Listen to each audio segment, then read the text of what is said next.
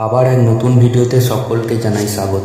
আপনি কি জানেন সপ্তাহের কোন দিন কোন দেবদেবী পুজো করলে জীবন থেকে বাঁধা বিপত্তি সব কেটে যাবে? চলুন জেনে নেওয়া যাক। সোমবার, সপ্তাহের প্রথম দিন। এই দিনটা শিবের খুব প্রিয়। পাশাপাশি এই দিনে চন্দ্রের পুজো করা হয়, কেননা চন্দ্র হলো মনের কারক গ্রহ।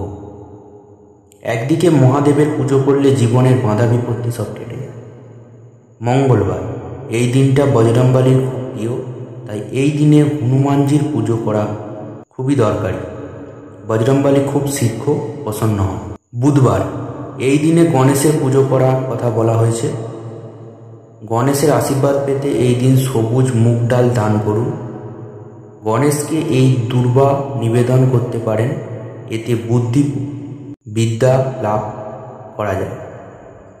বৃহস্পতিবার, এই দিনে বিষ্ণুকে পুজো করা হয়। বৃহস্পতিবার হলুদ জিনিস দান করলে শুভ ফল পাওয়া যায়, যেমন ছোলার ডাল, কলা, জাফরান দান করতে পারেন।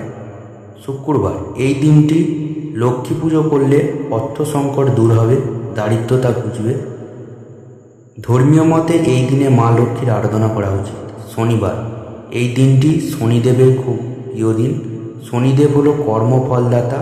এই শনিকে প্রসন্ন করতে এই দিন তেল এবং কালো রঙের জিনিস দান করা শুভ, যেমন কালো তিল, ছাতা, বস্ত্র ইত্যাদি অভাবীদের দান করুন। এছাড়া শনিদেবকে তেল নিবেদন করতে পারেন। রবিবার, এই দিনে সূর্যের আরাধনা করা হয়, কেননা সূর্য হলো সাহস ও শক্তির প্রতীক। এই দিন স্নান করার সময় সূর্যের দিকে তাকিয়ে সূর্য প্রণাম সারবেন, এটি খুবই গুরুত্বপূর্ণ। তাই এই দিন সূর্য দেবতার পুজো করলে শুভ ফল পাওয়া যায়। চলুন দেখা হচ্ছে পরবর্তী ভিডিওতে। ততক্ষণ সবাই ভালো থাকবেন, সুস্থ থাকবেন। ভিডিওটা ভালো লাগলে অবশ্যই চ্যানেলটি সাবস্ক্রাইব করে পাশে থাকবেন।